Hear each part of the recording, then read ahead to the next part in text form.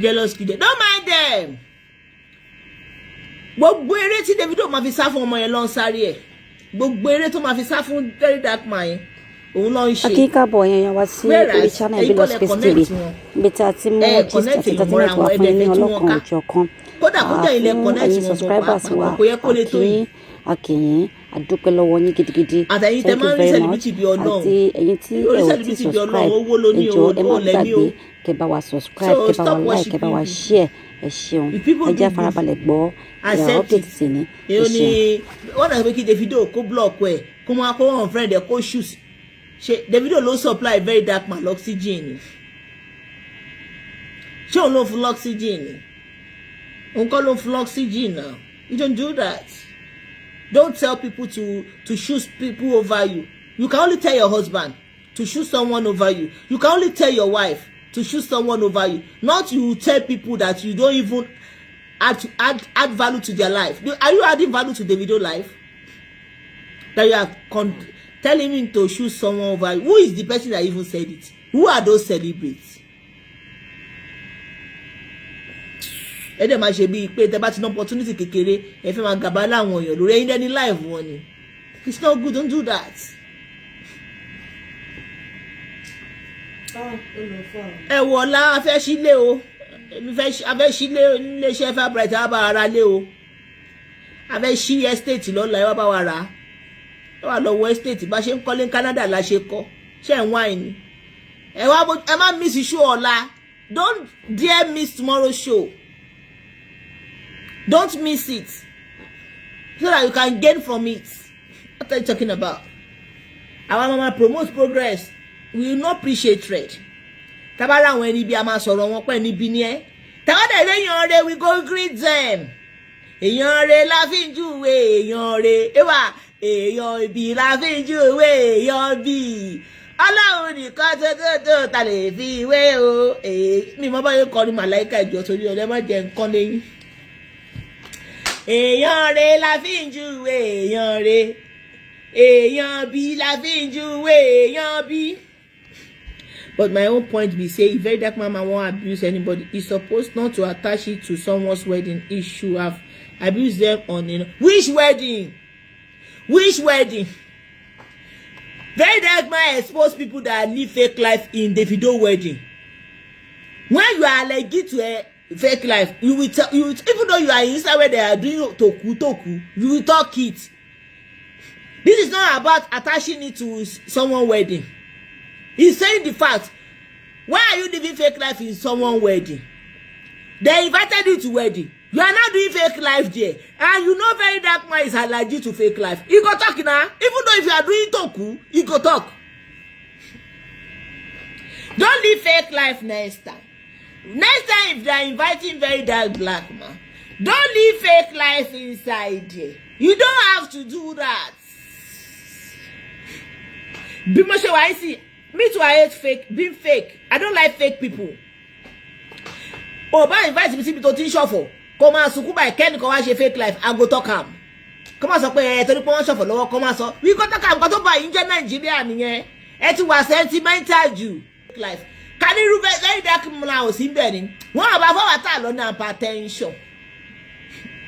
What about hypertension to the passing bed? I want to share along myself on social media. That all my power, God when. God when. Whereas gbogbo wa nìkan kan náà. Àṣà àwọn olówó ní grade Nigeria. Where did Davido la fi mọ̀ pé olówó ní grade? Celebrity gan yàtọ̀ sí celebrity. Ọ̀pọ̀lọpọ̀ celebrity ni wọ́n yọjú. Davido padà kó wọn sí ẹ̀yìn. Ó kó wọn sẹ́yìn ìgbà ni kò tiẹ̀ rí wọn.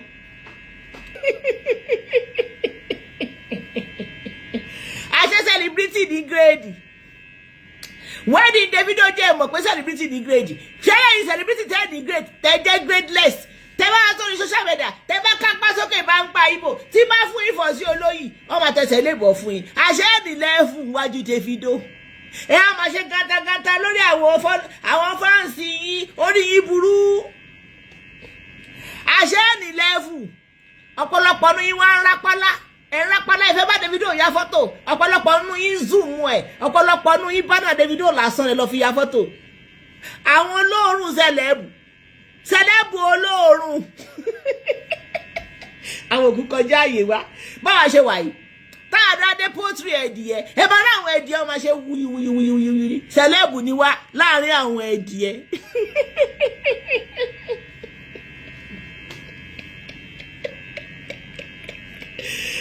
èmi ò mọ̀ pé celebrity ni mí o ọ̀tún gbà tí mo dé pọ́tírì fáàmù ní Àkúrẹ́ gbogbo ẹ̀dìyẹ ló ṣe wàyà lébi lórí mo ní àṣẹdìyẹ gọ́dá bímọ àṣẹ sẹlẹ́bù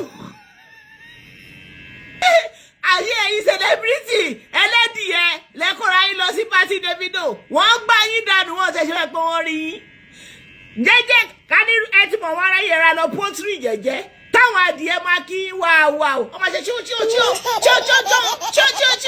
tó yẹ kẹ́ lọ gba igi láàrin àwọn ẹdìyẹ pọ́tírì ẹ̀yin lọ síwájú Davido wọ́n rán yín wọ́n tẹ̀síwájú sí.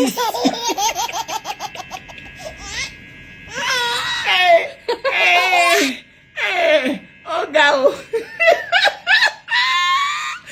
ìwọ tó bá jẹ́ celebrity láàrin ẹ̀dìyẹ ó wá kúrò ẹ lọ sí ọ̀dọ̀ Davido tó yẹ kó tó ra dó sára àwọn fans ẹ̀ tó ń gbà yìí ṣeré mi sì máa lọ sí bẹ́ẹ̀ sọ nígbà mi dànù máa lọ sí pọ́tì àwọn adìyẹ máa ṣe chíó.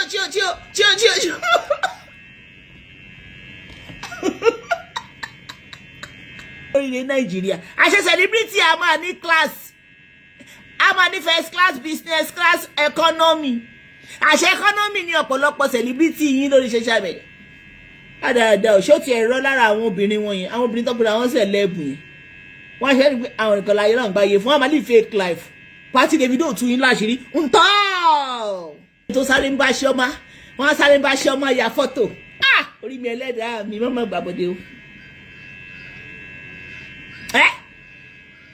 wọ́n á dẹ tó sáré ń bá ṣe ọmọ ya ẹ wo bí Davido ẹ bó kí very dark black man ẹ wo bó ṣe kí tó kiss ẹ ó ní I love you bro ó ní I love you bro. Davido máa kiss ẹ̀yin celeb ẹ̀yin celeb tẹ́ ti wà kí very dark black man tó dé wọ́n recognize yín Davido mọ̀ yín àrọ́júràn lẹ́ bá dé bẹ̀ ọ̀pọ̀ yín lé ọ̀pọ̀lọpọ̀ ọdún yín dẹ̀ inú yín ò dùn fún wedding yẹn o ẹ kàn lọ ṣojú ayé ni kó má dà pé ẹ̀ mójú yín débẹ̀ ẹ fẹ́ gbogbo èkó parí lójú yín ṣé inú yín dùn sí wedding yẹn inú yín ò dùn